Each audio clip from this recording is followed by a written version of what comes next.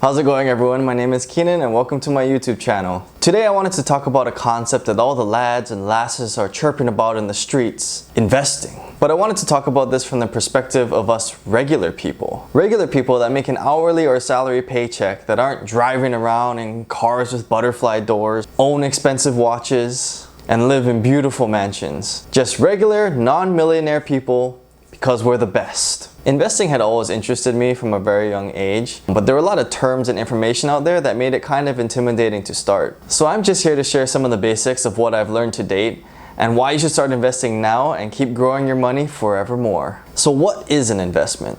I think of an investment as a sacrifice you make in order to improve your current situation.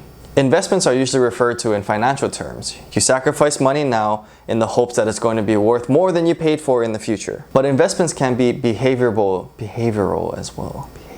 But investments are also behavioral as well, like trading your time to read a book about finances or using your time to go running and exercise and improve your health. But the best way to invest your time is to take every moment that you have to like the video and subscribe to the channel.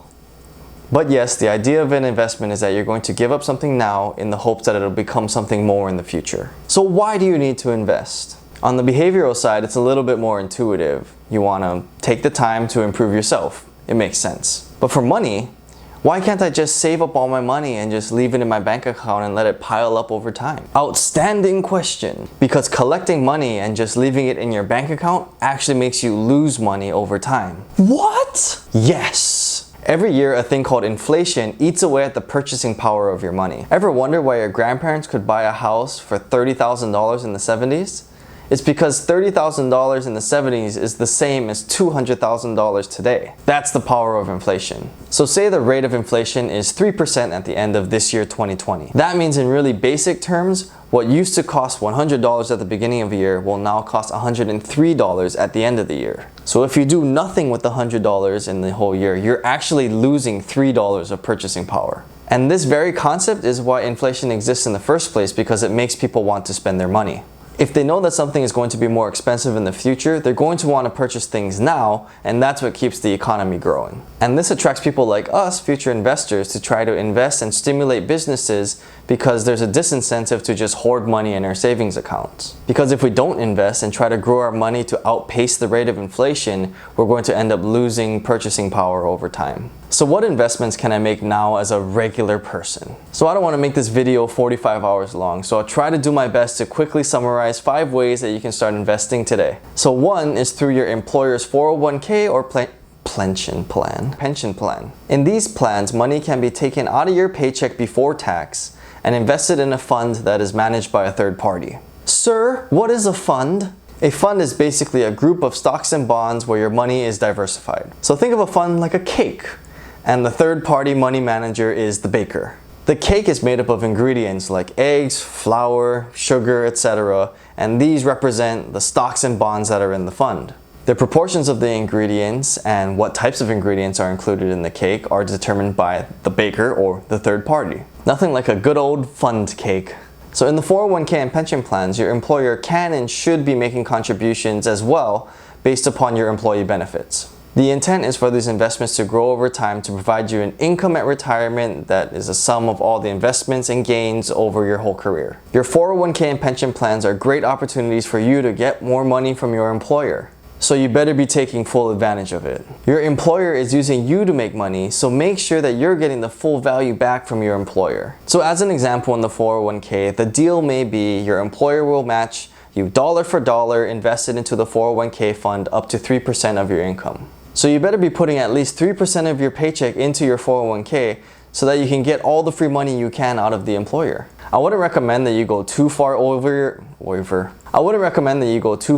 your employer match in a 401k because 1, you cannot touch that money until you actually retire. 2, since you aren't taxed on your initial contribution, you will be taxed later on at whatever income bracket you are when you pull out the money at retirement.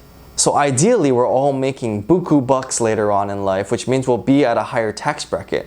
So you don't want to have all of your money heavily taxed at the end of the day when you have all your money in a 401k. So if you're not sure about your retirement benefits package, please ask your employer. It's so important to know what's included in your employment package. This way you can make sure you're receiving the full monetary benefit from your employer. So once you've maximized your employee and employer matches in your 401k, or if your employer doesn't provide you a 401k, the next best place to go is a Roth IRA. Unlike the 401k and pension plans that tax you at retirement when you might be in a higher income bracket, the Roth IRA taxes you on your income up front, so that you don't have to pay taxes when you pull it out at retirement. So it's another way to legally avoid paying taxes on your investments. It's just flipped around from the 401k where they tax you at the beginning. The basic limits of a Roth IRA for a person under 50 is that you can only contribute up to $6,000 per year, and you can only contribute if you make less than $196,000 if you're married, or $124,000 if you're single. The money in a Roth IRA can be managed similarly to investing in stocks and funds in the market.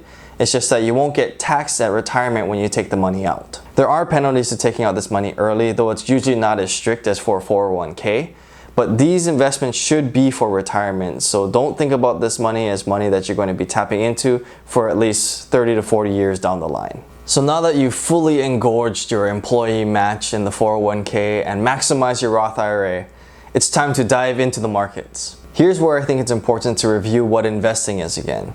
You're going to sacrifice your money now in hopes that it'll be worth more later on. So in order to determine if it's going to be worth more later on, you need to know what it's worth today. So this is where I think people get very gambly with their investments. It's definitely a word. If you choose to invest in individual stocks, my feel is that you need to know what the company's worth is and what their potential growth is before you even look at the price. Because your money is tied up in the single entity with individual stocks, there's more research and understanding that needs to be occurred to minimize your risk. Just watching the prices go up and down and trying to time everything is not investing. Yes, there will be times where you make money and you may have a one-hit wonder out there. But let me show you this example. This is a young Keenan hitting an unbelievable basketball shot in high school. Spectacular. Does this mean I'm a great basketball player that's primed for NBA greatness? Not at all. Without the fundamentals of dribbling, passing, running plays, and just understanding of the game, I won't be able to sustain my greatness and I will get run over by people that do, and it's the same in the stock market. Keep in mind that there are people that spend their entire day doing this kind of stuff for individual stocks, and that's why I only invest a little portion of my money that I'm just willing to lose in individual stocks. I just don't have the time in my day to do the research required to make big financial decisions on individual companies. So then where do I put most of my money in the market? This is where we go back to funds. A lot of people go into mutual funds, which is very similar to the funds that your 401k. A lot of people will go into mutual funds, which is very similar to the fund that your 401k or pension plan will be set up around. The mutual fund is managed by a professional, and thus it will lead to a higher fee to actually get into the fund. Remember now, the fund is like a cake. So the baker has to find all the ingredients for you, find the right proportions, and create everything for you. Personally, I stay away from mutual funds not only because of the fee, but because I've heard stories from people in the industry of how these professionals are actually paid. Not all portfolio managers are paid by the performance of their funds, but more so by the companies that they push into their funds. So their own financial gain is not necessarily tied to yours. So it's kind of like if the baker making your cake was paid more if he threw nuts in there. It may be good for you, or it may even ruin the cake completely. But at the end of the day, the baker will still make his money. And that's why I tend to shift towards index funds. Index funds have less of a management fee because they are not as custom picked as mutual funds are. And if you're tired of the cake references, here's another one. The index fund is kind of like the Betty Crocker box mix of cakes. It's cheaper, it's probably just as good, and maybe even better than the one that the professional is going to make for you. So probably the most famous index fund out there is the S&P 500 index, which includes all the top 500 companies in the US. So when you invest in the fund, you get a little piece of like the Apples and the Googles of the world. Historically, the S&P 500 has averaged an 8% return every year. So assuming you invest $100 per month or $1,200 a year into the S&P 500 index fund, and it grows at 8% a year over 30 years, your $36,000 that you only put in for 30 years is going to grow into $146,000. But wait, there's more. According to thefool.com, it says that middle of the pack Americans are actually saving about $6,000 a year. So if you invest that into the S&P 500, you're actually going to end up after a 30-year period, 8% return, with over $700,000 in your account. That's over $500,000 in excess of what you actually put in, and that's good enough for me. So the first few things I talked about are pretty easy to get into with not a lot of money. So with my fourth option, real estate, you actually need a decent amount of money saved up so that you can make an actual down payment on a home. See my video, I don't know where I'll put it on the screen, maybe here, or here, or here, maybe here. But there will be somewhere on this screen where you can click to see my first video that I made about how I bought a home in Hawaii, and that can give you kind of a glimpse of what's required to actually purchase your home. But investing in real estate is similar to just your regular investing because you're trying to find how your value is going to grow over time. You need to do some research on the location of your properties in order to know if you're going to make money. And finally, number 5, might be a little corny, but that's okay. The fifth investment that you can make today is in yourself. I think it's so important to invest in yourself because that is truly the only investment out of anything that I've talked about today that no one can take away from you. Reading books, exercising, listening to podcasts, or watching YouTube videos of your favorite people are great investments for yourself to improve.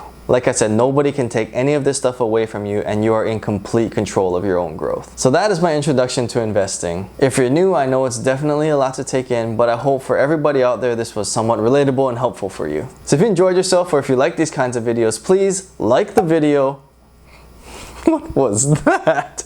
Please like the video and comment down below if you have any questions or if you want to see or let me go more in depth on any of the topics that I talked about today. I probably will eventually anyway, but comment if there's anything that's on your mind immediately.